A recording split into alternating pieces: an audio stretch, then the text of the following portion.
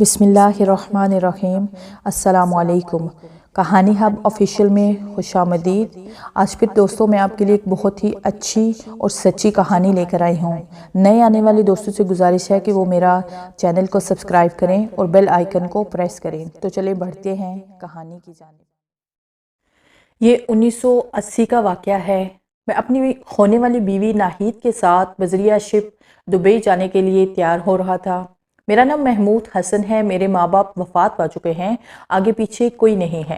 ناہید میرے بچپن کی ساتھی اور بچپن کی محبت ہے۔ جب مجھے دبئی میں سیکیورٹی گارڈ کی نوکری ملی تو ناہید کے گھر والوں نے ہنسی خوشی ناہید کی منگنی میرے ساتھ کر دی، لیکن میرے دبئی جانے کے بعد ناہید کی والدہ وفات پا گئی اور ناہید کے والد نے دوسری شادی کر لی۔ ناہید کی سوتیلی ماں بہت خشک مزاج اور نکچڑی عورت تھی۔ اس نے ناہید کے والد کو نہ جانے کیا پٹی پڑھائی کہ وہ ناہید کی شادی ایک چرسی اور موالی کے ساتھ کرنے کے لیے تیار ہو گئے۔ وہ چرسی، جس کا نام نادر تھا، ناہید کی سوتیلی ماں کا بھائی تھا۔ بہرحال جب دبئی سے واپس کراچی آیا تو ناہید کی شادی نادر سے ہو چکی تھی۔ ناہید کے گھر والوں سے لڑنے جھگڑنے کے بعد میں ایک دن خود ہی ناہید سے ملنے اس کے گھر پہنچ گیا۔ نادر گھر میں نہیں تھا۔ ناہید مجھ سے بہت اچھی طریقے سے ملی۔ اس نے مجھے یقین دلایا کہ وہ اب بھی مجھ سے محبت کرتی ہے اور نادر جیسے چرسی موالی کے ساتھ رہنے سے مر جانا بہتر سمجھتی ہے۔ میں نے اسے اپنی محبت کا یقین دلایا اور اسے سمجھایا کہ مر جانے سے یہ بہتر نہیں ہوگا کہ وہ میرے ساتھ دبئی چلے۔ ہم نادر کو پیسے وغیرہ دے کر جان چھڑوا سکتے ہیں۔ اس نے اقرار کر لیا اور پھر دوسرے دن میں نادر سے تمام معاملات طے کر چکا تھا۔ میں اوپر بتا چکا ہوں کہ نادر چرس پینے کا عادی ہے۔ ایسے بندوں کو ہر وقت پیسوں کی ضرورت رہتی ہے۔ میں نے اسے 5,000 روپے دے کر طلاق کے کاغذات پر دستخط کروا لیے اور اس طرح ایک مہینے کے اندر میں ناہید کو طلاق دلوانے میں کامیاب ہو گیا۔ لیکن طلاق کے اس کیس کے دوران ناہید کی سوتیلی ماں نے بہت واویلا مچایا، بلکہ اس نے باقاعدہ مجھے اور ناہید کو دھمکیاں دیں کہ اگر ہم نے کیس واپس نہ لیا تو وہ شہر کے تمام بدماشوں کو ہمارے پیچھے لگا دے گی۔ لیکن یہ سب باتیں تھی۔ ناہید کو طلاق ہو گئی اور ہم آزاد ہو گئے۔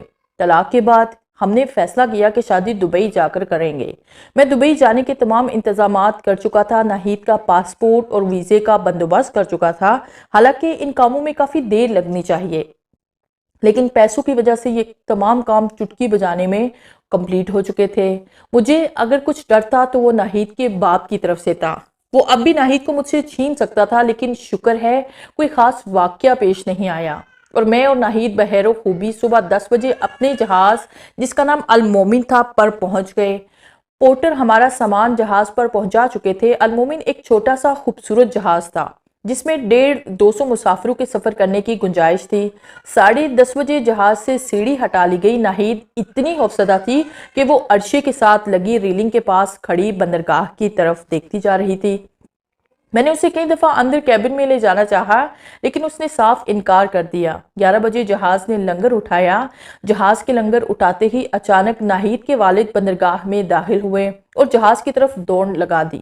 اتنے دور سے بھی اس کی آنکھوں میں آنسو صاف دکھائی دے رہے تھے۔ وہ دونوں ہاتھ اٹھا کر ہمیں خدا حافظ کہہ رہے تھے اور نہ جانے کیا کیا دعائیں دے رہے تھے۔ اپنے بات کو اس طرح روتے دیکھ کر ناہید نے بھی رونا شروع کر دیا۔ ناہید کا والد اب ساحل پر کھڑا تھا۔ جہاز ساحل سے کافی دور ہو چکا تھا، اس لیے صحیح معلوم نہیں ہو رہا تھا کہ ناہید کا باپ ساحل سمندر پر کھڑا کیا کر رہا ہے۔ جہاز کے ساحل سے دور ہونے کے ساتھ ساتھ ناہید کے رونے میں بھی تیزی آتی جا رہی تھی اور پھر کچھ دیر بعد سب کچھ غائب ہو چکا تھا۔ میں مشکلوں سے ناہید کو اپنے کیبن میں لے آیا۔ وہ اب بھی بہت اداس تھی۔ محمود، ہم ابو کو اپنے ساتھ دبئی نہیں لے جا سکتے؟ ناہید نے پلنگ پر بیٹھتے ہوئے مجھ سے پوچھا۔ نہیں، اب تو کچھ نہیں ہو سکتا، لیکن دبئی پہنچنے کے بعد ہم انہیں اپنے پاس بلانے کی ضرور کوشش کریں گے۔ میں نے اسے صرف دلاسا دلانے کے لیے کہا۔ اچانک دروازہ کھلا اور ایک اسٹیورڈ اندر داخل ہوا۔ سر، کسی چیز کی ضرورت ہو تو بتا دیں، اس نے سلام کرنے کے بعد کہا۔ ہاں ایسا کرو، چائے لے آؤ، میں نے کہا اور وہ سر ہلاتا ہوا واپس چلا گیا۔ محمود، مجھے ابو بہت یاد آ رہے ہیں، ناہید نے اداس لہجے میں کہا۔ میں نے کہا ہے نا، دبئی پہنچتے ہی ہم انہیں اپنے پاس بلانے کی کوشش کریں گے اور انشاءاللہ ضرور انہیں اپنے پاس بلا لیں گے۔ اور یہ تم نے چہرے کا کیا حال کر لیا ہے؟ سارا کاجل چہرے پر پھیل گیا ہے۔ چلو منہ ہاتھ دھو لو، باتھ روم اس طرف ہے، میں نے اس کا ہاتھ پکڑ کر اٹھاتے ہوئے کہا اور وہ باتھ روم کی طرف چل دی۔ منہ ہاتھ دھو کر جب وہ باہر آئی تو کافی حد تک سنبھل چکی تھی۔ اس چھوٹے سے کیبن میں میرا دم گھٹ رہا تھا۔ چلو باہر چلتے ہیں، اس نے مجھ سے کہا۔ ہاں یہ ٹھیک رہے گا، ہم چائے عرشے پر پئیں گے، بہت مزہ آئے گا، میں نے کہا اور اس کا ہاتھ تھامے ہوئے باہر کی طرف چل دیا۔ دن اسی طرح گزرنے لگے۔ بظاہر ہمارا سفر بخیر و عافیت جاری و ساری تھا اور المومن سمندر کی پرسکون سطح پر اپنی منزل کی طرف رواں دواں تھا۔ ناہید جیسے ہم سفر کے ساتھ ہونے کی وجہ سے یہ سفر یادگار بنتا جا رہا تھا۔ ہم دونوں صبح سے شام تک جہاز کے عرشے کے پاس پڑی کرسیوں پر بیٹھے دنیا جہاں کی باتیں کرتے رہتے تھے۔ ناہید کافی حد تک اپنے باپ کو بھلا چکی تھی، یا پھر شاید وہ ظاہر ایسا کر رہی تھی۔ بہرحال یہ اسی طرح کی ایک شام کا ذکر ہے۔ ہم دونوں عرشے کے ساتھ لگی ریلنگ کے سہارے کھڑے سورج غروب ہونے کے خوبصورت منظر سے لطف اندوز ہو رہے تھے۔ بہرحال یہ اسی طرح کی ایک شام کا ذکر ہے۔ ہم دونوں عرشے کے ساتھ لگی ریلنگ کے سہارے کھڑے سورج غروب ہونے کے خوبصورت منظر سے لطف اندوز ہو رہے تھے کہ اچانک سیکنڈ گریڈ آفیسر حامد ہمیں اپنی طرف آتا دکھائی دیا۔ حامد میرے بچپن کا دوست بلکہ اسکول کے دور کا کلاس فیلو تھا۔ میٹرک اچھے نمبر سے پاس کرنے کے بعد اس نے نیوی جوائن کر لی اور پھر ترقی کرتے ہوئے اس مقام تک پہنچ گیا۔ میرے لیے دبئی میں جاب کا بندوبست بھی اسی نے کیا تھا۔ ڈوبتا ہوا سورج کتنا بھلا معلوم ہوتا ہے نا، اس نے ریلنگ کے پاس کھڑے ہوتے ہوئے کہا۔ لگتا ہے تمہیں تمہارے گھر والے یاد آ رہے ہیں، جبھی اتنے پریشان لگ رہے ہو۔ میں نے کہا محمود میں نے تم سے کچھ بات کرنی ہے۔ اس نے ناہید کی طرف دیکھتے ہوئے کہا۔ خیر تو ہے، کوئی خاص بات ہے؟ میں نے پوچھا۔ ہاں بات تو خاص ہی ہے، بلکہ کچھ خطرناک بھی ہے۔ حامد نے کہا محمود مجھے سردی لگ رہی ہے، میں کیبن میں جا رہی ہوں۔ ناہید نے مجھ سے کہا ہاں تم کمرے میں چلو، میں حامد کی بات سن کر آتا ہوں۔ میں نے کہا اور ناہید کمرے کی طرف چل دی۔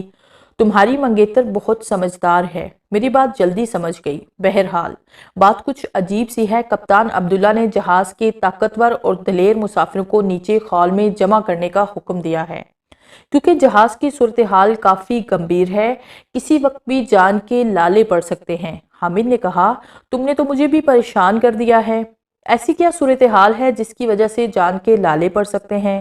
میں نے حامد سے پوچھا۔ تم میرے ساتھ حال میں چلو، کچھ دیر بعد کپتان صورتحال بتانے والا ہے، حامد نے کہا اور میں سر ہلا کر حامد کے ساتھ حال کمرے کی طرف چل دیا، جو جہاز کی سب سے اونچی منزل پر واقع تھا۔ حال کمرے کے درمیان میں ایک لمبی میز کے گرد 10-12 بندے بیٹھے باتیں کر رہے تھے۔ کپتان کی کرسی خالی تھی۔ مجھے کرسی پر بیٹھنے کا اشارہ کرتے ہوئے حامد حال کمرے سے منسلک کمرے کی طرف چل دیا۔ تھوڑی دیر بعد وہ کپتان عبداللہ کے ساتھ کمرے سے نمودار ہوا۔ سلام دعا اور ایک دوسرے سے تعارف کرنے کے بعد کپتان کہنے لگا بات کچھ ایسی ہے، مجھے کچھ سمجھ نہیں آ رہی کہ ابھی معاملہ آپ لوگوں کو بتانا بھی چاہیے یا پھر نہیں۔ میری تمام زندگی کے سفر کے دوران ایسا کچھ بھی نہیں ہوا، لیکن ایسے حالات سے واسطہ پہلی دفعہ پڑا ہے، کپتان نے پریشان لہجے میں کہا۔ آپ کھل کر بات کریں، اس طرح تو ہم اور زیادہ پریشان ہو رہے ہیں، میں نے کہا اور کچھ دیر سوچتے رہنے کے بعد کپتان دوبارہ ہم کلام ہوا۔ جہاز میں سے بندے غائب ہونا شروع ہو گئے ہیں۔ میرے خیال میں پہلے دن سے لے کر اب تک کوئی 50-60 کے لگ بھگ انسان جہاز سے غائب ہو چکے ہیں اور کچھ پتہ نہیں چل رہا کہ انہیں زمین نگل گئی یا آسمان کھا گیا ہے۔ کپتان نے پھٹ پڑنے والے لہجے میں انہیں بتایا۔ کیا کہہ رہے ہیں آپ؟ یہ کیسے ہو سکتا ہے؟ ملی جلی آوازیں سنائی دی۔ بھلا اتنے لوگوں کے غائب ہونے کے باوجود جہاز کی کنڈیشن اتنی نارمل کیسے ہو سکتی ہے؟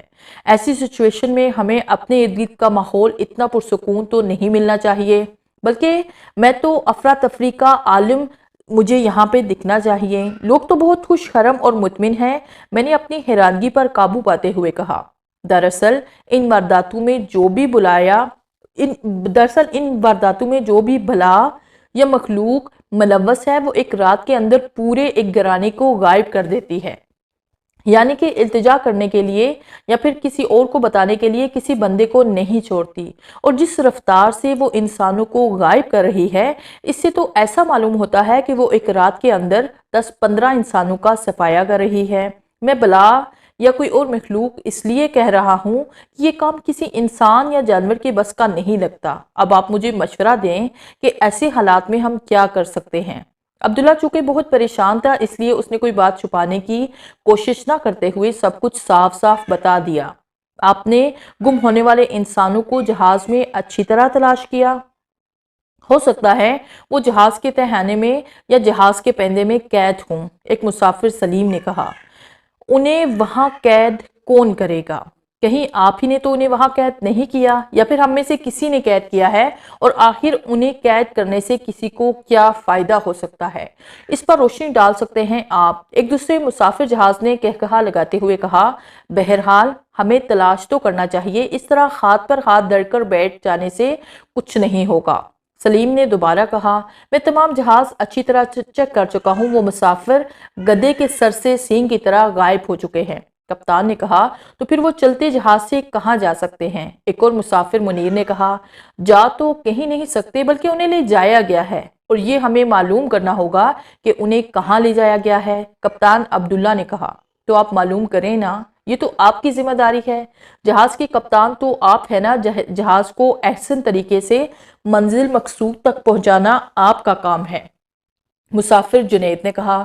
ठीक है, जहाज को इसकी मंजिल तक पहुंचाना मेरी जिम्मेदारी है, लेकिन आपकी तरह मैं भी इंसान हूँ, मफूकुल फितरत नहीं हूँ।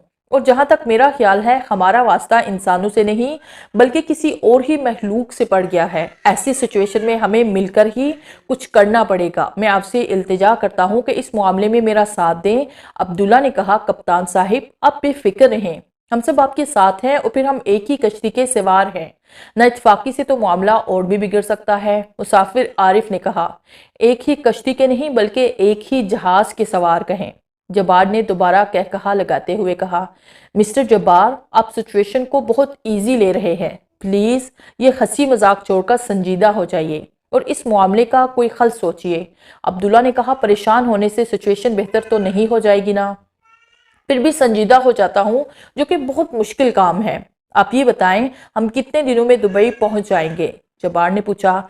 यहाँ से सिचुएशन और भी गड़बड़ हो जाती है। मेरे ख्याल में हमारा जहाज भटक चुका है। सिमत बताने वाली सुइयां बिल्कुल ठीक काम कर रही हैं और जहाज के सही सिमत सफर करने का ऐलान कर रही हैं, लेकिन मुझे यकीन है कि जहाज गलत सिमत सफर कर रहा है। अब्दुल्ला ने कहा। आप कैसे कप्तान हैं जो जहाज को सही सिमत पर नहीं ला सकते? कप्तान साहिब, आपको जो कुछ करना होगा खुद ही करना होगा, और ये इल्तिजाई करना छोड़ दें। जहाज के कप्तान के लिए ये मुनासिब नहीं है। जुनैद ने तलख लहजे में कहा। मैंने जहाज को सही सिमत ले जाने की बहुत कोशिश की है, लेकिन मुझे नहीं समझ आ रही कि हम किस मुल्क की हदूद में हैं। अपनी तमाम जिंदगी के दौरान मैंने कभी ऐसा इलाका नहीं देखा। अब्दुल्ला ने कहा। कप्तान साहिब, जहाज की सिम दुरुस्त करने के बारे में हम बाद में सोचेंगे। पहले ये तो डिसाइड कर लेना चाहिए कि उस अफरियत का क्या किया जाए जो इस तरह इंसानों को निगल रही है। आपके जहन में अगर कोई आइडिया है तो हमें बताएं, हम अमल करने के लिए बिल्कुल तैयार हैं। आरिफ ने कहा। आप लोगों को यहाँ जमा करने का मकसद यही था कि मैं आपको बताना चाहता था कि अगर मेरे साथ मिलकर रात को जहाज पर पहरा दें तो हो सकता है कि हालात बेहतर हो जाएं, या फिर हो सकता है कि हम उस अफरियत तक पहुंचने में कामयाब हो जाएं। अब्दुल्ला ने कहा। यानी अब हमारा रात को सोना भी हराम हो जाएगा। मैं तो आइंदा इस जहाज से सफर करने से तौबा करता हूँ। जुनैद ने कानों को हाथ लगाते हुए कहा। कप्तान साहिब, हम आपके साथ हैं। अब हमें बताएं कि किस बंदे को कहाँ पहरा देना है। जब्बार ने कहा। अरे इन्हें क्या मालूम? इन्हें तो ये भी नहीं मालूम कि जहाज सही सिमत सफर कर भी रहा है या नहीं। कुछ भी इन्हें नहीं मालूम। हमें खुद ही करना होगा। इन्होंने तो कुछ भी नहीं करना। ये तो कप्तानी के ओहदे से सबकदोश हो चुके हैं। जुनैद ने जले कटे लहजे में कहा। प्लीज जुनैद साहिब, आप हालात को समझने की कोशिश करें। इस वक्त लड़ने झगड़ने से कहीं बेहतर है कि हम मिल बैठकर हालात को बेहतर बनाने की कोशिश करें। हाँ तो कप्तान साहिब, आप ये बताएं कि किस बंदे ने कहाँ पहरा देना है? मैंने कहा, और कप्तान अब्दुल्ला सबको इनकी सिचुएशन समझाने लगा। मेरी ड्यूटी जहाज की दूसरी मंजिल पर थी। एक कितार में छोटे मोटे 10 कैबिन मेरे सामने थे। रात के 1 या 2 बजे का वक्त था। हालात बिल्कुल नॉर्मल थे। कैबिनों के सामने रेलिंग के साथ टेक लगाए मैं सिगरेट पीते हुए सोच रहा था, आखिर वो अफरियत चाहती क्या है जो इस तरह इंसानों को हड़प करती जा रही है, और आखिर वो जहाज में कहाँ छुपी हुई है? आया जहाज में ही छुपी है या समंदर से वारिद होती है? अभी मैं इन सोचों में गुम ही था कि सामने कैबिन का दरवाजा खुला और एक बूढ़ी औरत ने बाहर झांका। मुझे देखकर वो मेरी तरफ आई। अंदर काफी हबस है, इसलिए मैंने सोचा कुछ ठंडी हवा में सांस ले लूं। बूढ़ी औरत ने मुझसे मुखातिब होते हुए कहा। جی حبس تو کافی ہے، لگتا ہے اب بادلوں کی وجہ سے ہے، آسمان کھلنے پر شاید موسم ٹھیک ہو جائے۔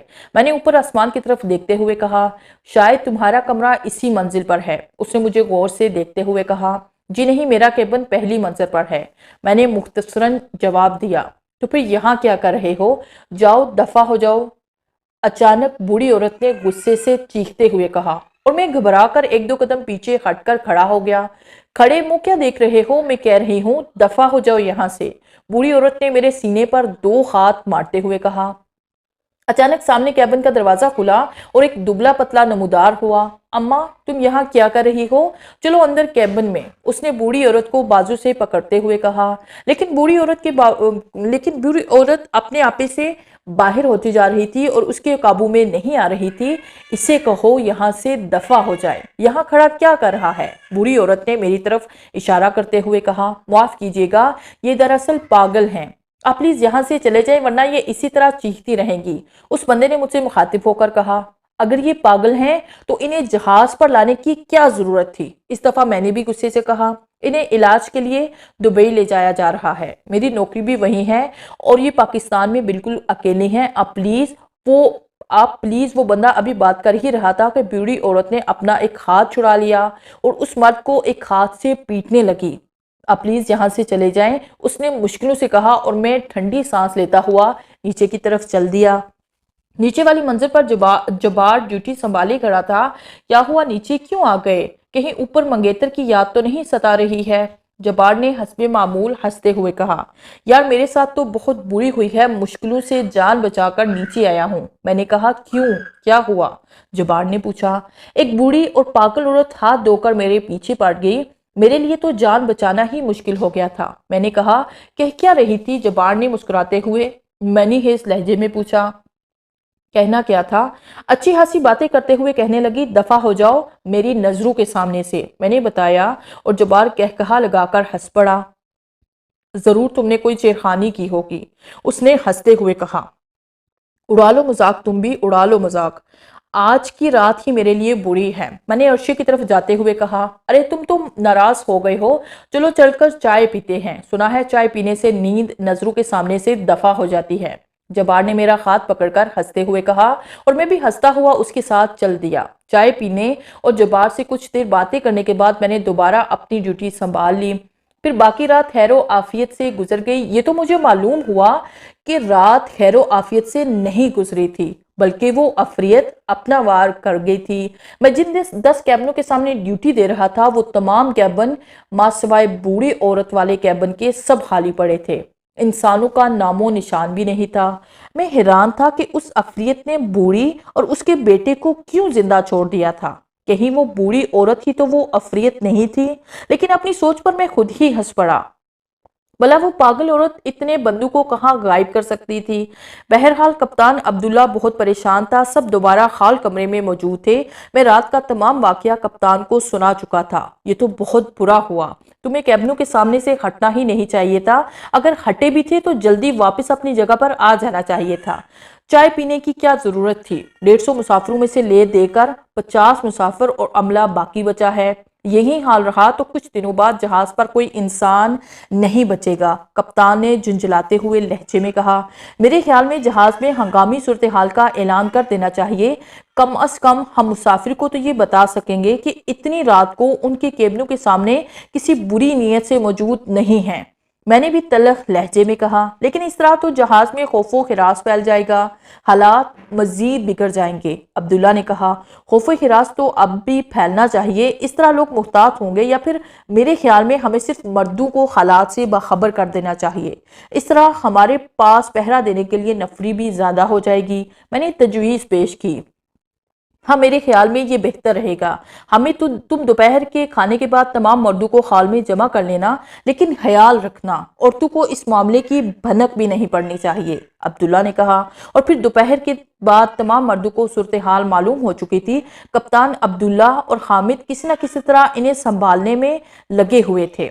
اس وقت تمام مرد اپنے کمروں میں موجود تھے۔ عبداللہ نے انہیں دوپہر کے وقت ہی اپنی نیند اچھی طرح پوری کر لینے کے لیے کہہ دیا تھا تاکہ رات کو وہ سب چاقو چوبند رہیں۔ لیکن ان حالات میں بھلا نیند کسے آتی؟ نیند تو سب کی آنکھوں سے کوسوں دور تھی اور پھر دوبارہ رات آ گئی۔ ہر مرد خوفزدہ تھا کہ دیکھیں آج کس کی باری ہے۔ لیکن رات کے 2:30-3 بج گئے، کوئی واقعہ پیش نہ آیا۔ میری ڈیوٹی آج پہلی منزل پر تھی۔ رات اسی طرح گزرتی جا رہی تھی کہ اچانک تیسری منزل سے کسی کے گلا پھاڑ کر چیخنے کی آواز سنائی دی۔ ہم سب پاگلوں کی طرح اوپر تیسری منزل کی طرف بھاگ پڑے۔ تیسری منزل پر عارف لوگوں کے ہجوم میں کھڑا چیخ رہا تھا۔ تھوڑی دیر بعد تمام مرد دوبارہ خال کے کمرے میں موجود تھے۔ ہاں عارف، اب بتاؤ کیا ہوا تھا؟ عبداللہ نے پوچھا۔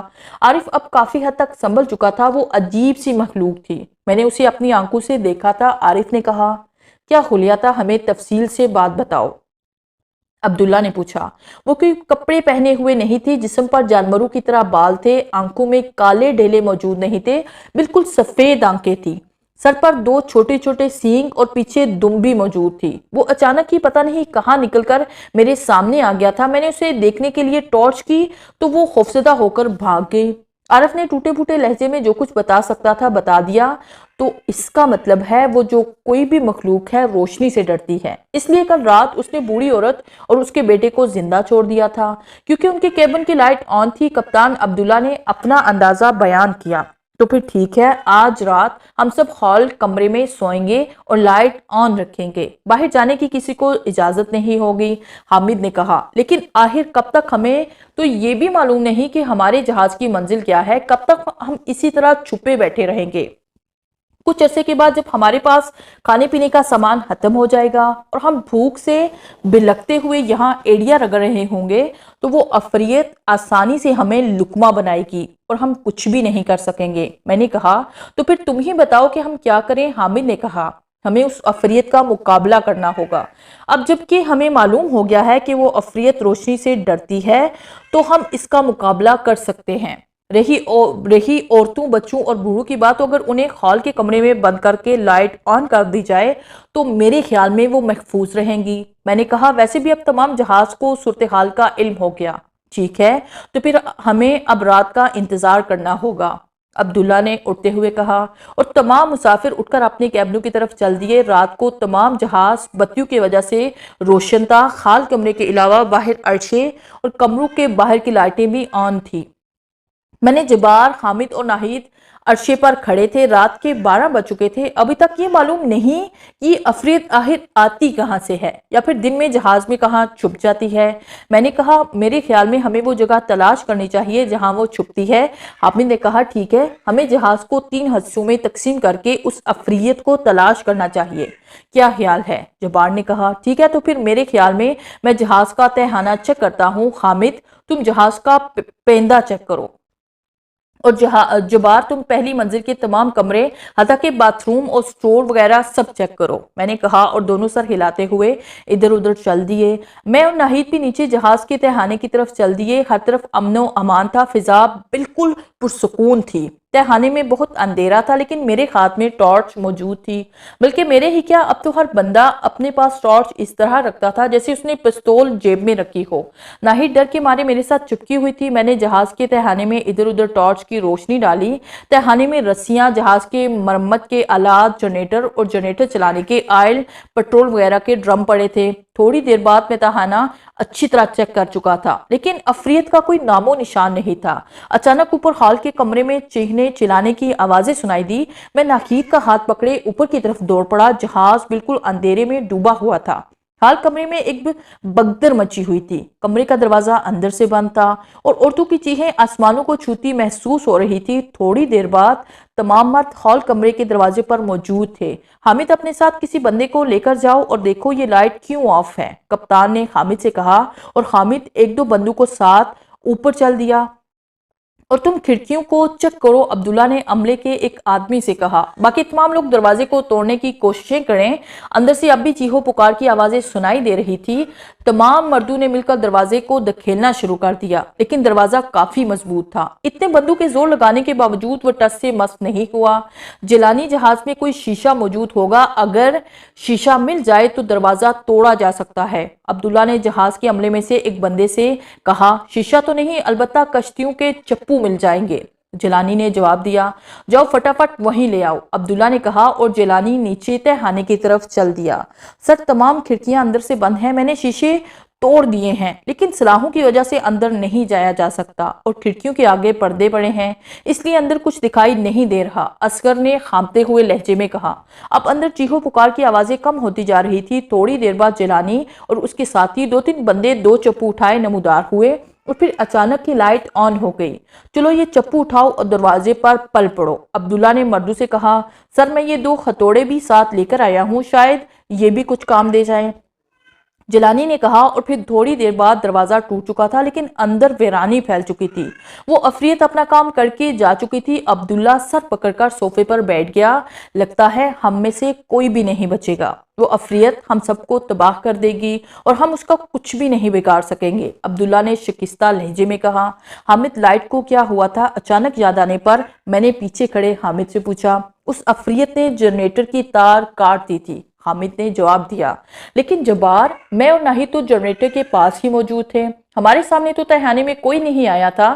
میں نے حیران لہجے میں پوچھا۔ جنریٹر کی تار تہخانے کے باہر سے کاٹی گئی تھی، شاید عفریت نے تہخانے میں آنے کی جرات اس لیے نہیں کی کہ آپ کے پاس ٹارچ تھی، ورنہ حامد نے کہا اور میں کام کیا، اس کا مطلب ہے وہ عفریت سوچ بھی سکتی ہے، پھر تو وہ اور بھی خطرناک ہے، جبار نے کہا۔ لیکن میں اس سے بھی زیادہ خطرناک ہوں، وہ بلا اس جہاز کو کیا تباہ کرے گی، میں خود ہی اسے تباہ کر دوں گا، عبداللہ نے اچانک وحشی انداز میں چیختے ہوئے کہا اور سامنے پڑے چپو کو اٹھا لیا اور اندھادھند کھڑکیوں کے شیشے توڑنے شروع کر دیے۔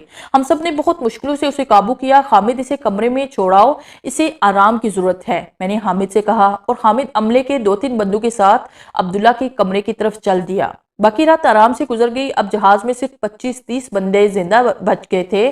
میں خدا کا شکر ادا کر رہا تھا کہ ناہید ہال کے کمرے میں اوٹو کے ساتھ نہیں تھی، ورنہ وہ بھی اور آگے سوچ کر ہی میں کام اٹھا۔ دوسرا دن ہم سب نے سو کر گزارا۔ 2 راتوں سے مسلسل جاگنے کی وجہ سے ایسی میٹھی نیند آئی کہ شام کو 6 بجے آنکھ کھلی۔ عبداللہ باہر عرصے پر موجود تھا، وہ بھی شاید اپنی نیند پوری کر چکا تھا، اس لیے اب کافی فریش لگ رہا تھا۔ ہال کمرے کے دروازے اور کھڑکیوں کی مرمت ہو چکی تھی، اب دوبارہ رات سر پر تھی اور نہ جانے اب کس کی باری تھی۔ ہر بندہ یہی سوچ رہا تھا کہ پتہ نہیں وہ اگلی صبح دیکھ بھی سکے گا یا پھر نہیں۔ رات کا کھانا سب نے ہال کمرے میں ہی کھایا، سب کے چہرے اترے ہوئے تھے، کھانے کے دوران کوئی شیطانی نہ کر سکے، اور پھر کھانے کے فوراً بعد حامد اپنے ساتھ 3-4 بندوں کو لے کر جنریٹر کی طرف چل دیا۔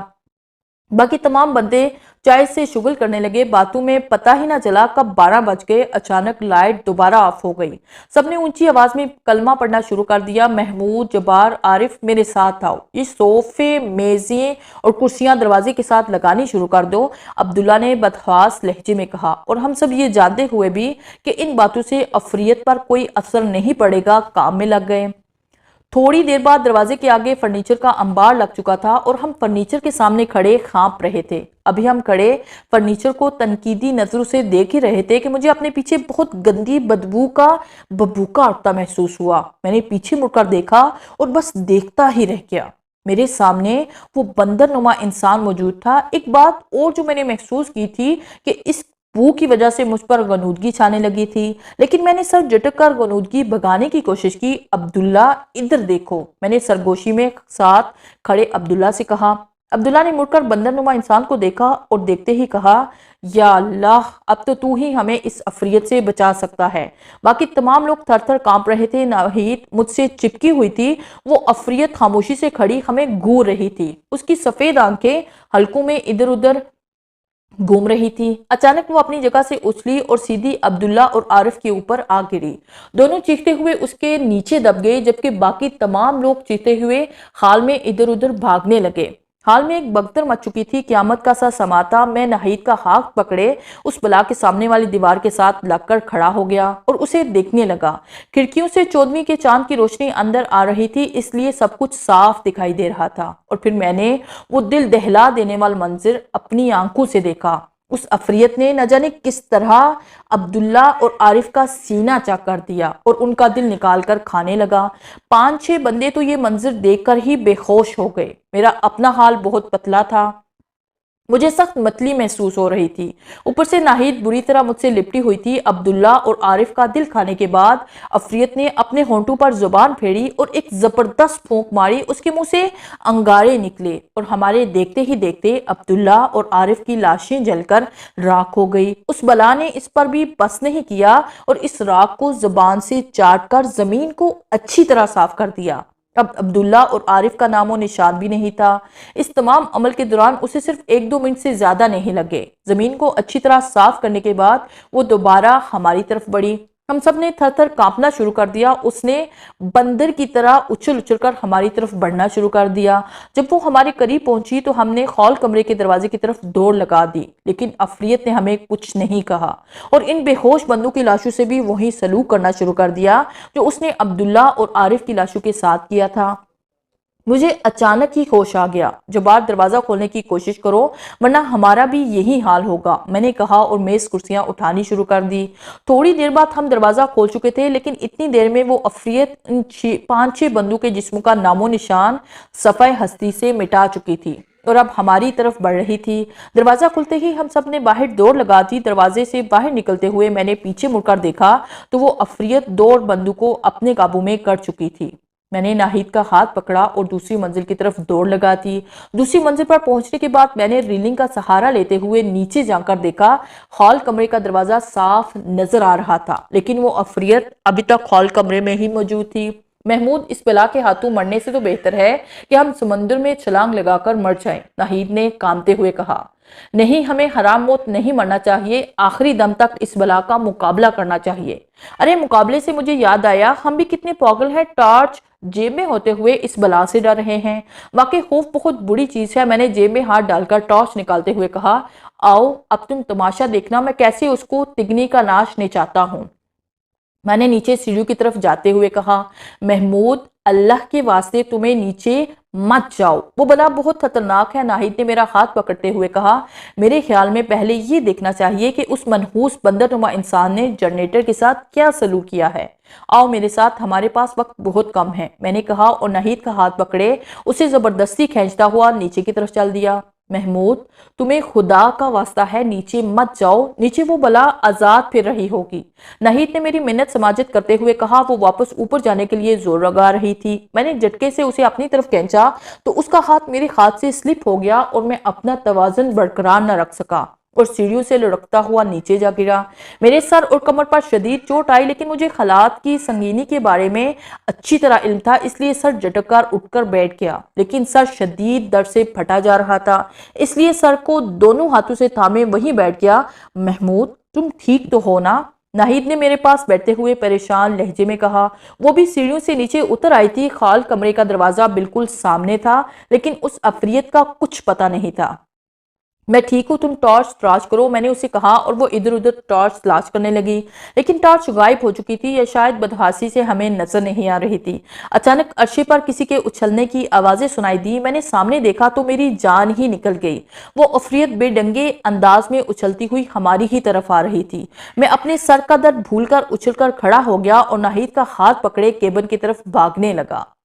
लेकिन उस अफरियत की रफ्तार शायद हमसे भी ज्यादा तेज थी। वो बिल्कुल अचानक ही हमारे सर पर पहुंच गई। उसने हाथ बढ़ाकर नाहिद को मुझसे छीन लिया। नाहिद भयानक आवाज में चीख रही थी। मैंने मुड़कर उस अफरियत की तरफ देखा तो वह नाहिद को कसाईयों की तरह टांगों और हाथों से पकड़कर जमीन पर लटा रही थी। लेकिन नाहिद इस बुरी तरह मचल रही थी कि वो अफरियत भी उसे सही तरह काबू नहीं कर पा रही थी। मुझे मालूम था कि वो अफरियत नाहिद को जमीन पर लटाकर क्या सलूक करने वाली है। और फिर जैसे अचानक ही मुझे होश आ गया। मैंने आओ देखा ना ताओ सामने कैबिन के खुले दरवाजे से अंदर दाखिल हो गया। कैबिन में और तो कुछ नहीं था, सामने मेज पर पानी से भरा जग पड़ा था। मेरा इरादा मेज उठाकर उस अफरियत को मारने का था, लेकिन मैंने पहले जग उठाया और पानी के साथ जग उस अफरियत पर फेंक दिया। जैसे ही पानी उस अफरियत के जिस्म पर पड़ा, वो अफरियत भयानक अंदाज में चीखती हुई नाहिद को छोड़कर खड़ी हो गई और अपने जिस्म को ऐसे मलने लगी जैसे उसके जिस्म पर आग लग गई हो। मैं फौरन कैबिन से मुंसलिक बाथरूम में घुस गया और सामने पड़ी बाल्टी जो आधी पानी से बड़ी हुई थी उठाकर बाहर ले आया, लेकिन वो मनहूस अफरियत फरार हो चुकी थी। नाहिद जमीन पर बेहोश पड़ी थी।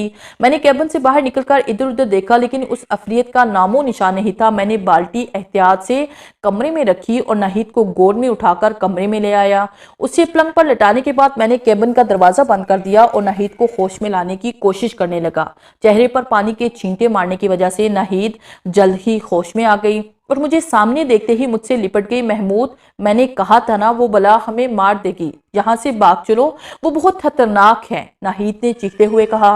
नाहिद, अपने आप को संभालो, मेरे होते हुए वो बला तुम तक नहीं पहुंच सकती और अब तुम इस बला की कमजोरी भी मेरे हाथ आ गई है। अब वो मुझसे बचकर नहीं जा सकती। उठो, हमें तहखाने में जाना है। पता नहीं उस मनहूस अफरियत ने जनरेटर के साथ क्या सलूक किया है। सबसे पहले हमें उस जनरेटर को ठीक करना होगा। आओ मेरे साथ। मैंने नाहिद को हाथ से पकड़कर उठाते हुए कहा। नहीं महमूद, वो बहुत खतरनाक है, हमें इस कमरे से बाहर नहीं निकलना चाहिए, हमें यहाँ ज्यादा खतरा महसूस होता है, नाहिद ने इल्तिजा आमेज लहजे में कहा। कब तक इस कमरे में छुपे रहेंगे? कुछ ना कुछ तो करना ही होगा। आओ, तुम्हें डरने की जरूरत नहीं है, मैं हूं ना तुम्हारे साथ, मैंने कहा और सामने बड़ी बाल्टी उठा ली। ये बाल्टी क्यों उठा रहे हो? नाहिद ने हैरान होकर पूछा। इसलिए कि वो अफरियत पानी से घबराती है। आओ मेरे साथ, हमारे पास वक्त बहुत कम है, मैंने दरवाजा खोलकर बाहर निकलते हुए कहा और वो भी मेरे साथ चुपकी हुई बाहर चल दी। बाहर उस अफरियत का दूर दूर तक नामो निशान नहीं था।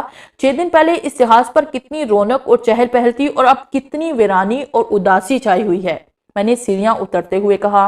लेकिन नाहिद ने कोई जवाब नहीं दिया। पता नहीं उस अफरियत ने जब्बार, सलीम और असगर वगैरह के साथ क्या सलूक किया होगा। मुझे तो ऐसा लग रहा है जैसे हम अकेले इस जहाज में सफर कर रहे हों। सफर से मुझे याद आया, अब तो जहाज को कोई कंट्रोल करने वाला भी नहीं होगा, कहीं किसी चट्टान वगैरह से न टकरा जाए।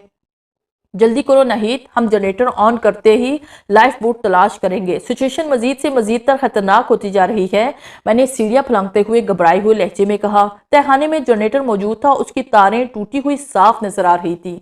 मैंने बाल्टी एक साइड पर रख दी और एक साइड पर पड़े टूल बक्स को अपनी तरफ खिसकाते हुए जनरेटर के पास बैठ गया।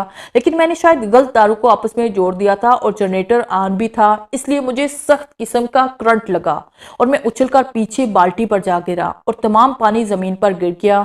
मेरा सर पीछे पड़े पेट्रोल के कनस्तर से टकराने की वजह से शदीद जख्मी हो गया और फिर थोड़ी देर बाद बेहोश हो चुका था मैं। नाहिद के चीखने पर मैं जैसे अचानक ही होशो खास की दुनिया में आ गया। मेरे सर पर नाहिद का दुपट्टा पट्टी की सूरत में बंधा हुआ था। सर झटक कर जब मैंने नाहिद की तरफ देखा तो वो अफरियत नाहिद को जमीन पर लटाने की कोशिश कर रही थी। मैं उछलकर खड़ा हो गया। मुझे और तो कुछ ना सूझा। मैंने एक साइड पर पड़ा हुआ पेट्रोल का कनस्तर उठाया और उसका ढकना खोलकर तमाम पेट्रोल उस बला की कमर पर फेंक दिया। जैसे ही पेट्रोल उसकी कमर पर गिरा, वो अफरियत चीखती हुई सीधी खड़ी हुई। मैंने जल्दी से जेब से माचिस निकाली। ये भी शुक्र है कि सिगरेट पीने की वजह से माचिस हर वक्त मेरी जेब में मौजूद रहती है। वो बला इस सीढ़ियों की तरफ भागने के लिए चक्कर लगा रही थी, लेकिन मैंने माचिस की तीली जलाकर उसकी कमर पर फेंक दी। बक की आवाज के साथ उसकी कमर पर आग लग गई और वो गैर इंसानी आवाज में चीखती हुई सीढ़ियों से नीचे गिर गई। मैंने नाहिद की तरफ देखा, वो दोबारा बेहोश हो चुकी थी। मैंने उसे गोद में उठाया और जलती हुई अफरियत से बचता हुआ ऊपर की तरफ चल दिया। ऊपर पहुंचकर मैंने नाहिद को अर्शे पर लटा दिया और उसे होश में लाने की कोशिश करने लगा। अचानक मुझे नीचे समंदर में चप्पू चलने की आवाज सुनाई दी। मैंने रेलिंग से नीचे झांककर देखा तो नीचे समंदर में एक कश्ती मौजूद थी। उसी की सीढ़ी भी रेलिंग के साथ ही बंधी हुई थी। जहाज पता नहीं कैसे रुक चुका था। बहरहाल कश्ती में 2 बंदे मौजूद थे और कश्ती को जहाज से दूर ले जाने की कोशिश कर रहे थे। कश्ती में कौन है? अल्लाह के वास्ते रुक जाओ, हमें भी साथ ले चलो, मैंने ऊंची आवाज में कहा।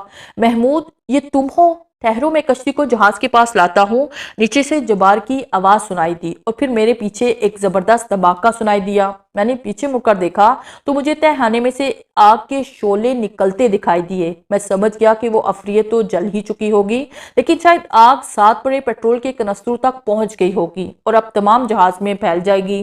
फिर जहाज को तबाही से कोई नहीं बचा सकेगा। मैंने नाहिद की तरफ देखा, उसे भी होश आ चुका था और वो हैरान सी तहखाने की तरफ देख रही थी। नाहिद, जल्दी उठो, ہمیں نیچے جانا ہے، جہاز کسی بھی وقت تباہ ہو سکتا ہے۔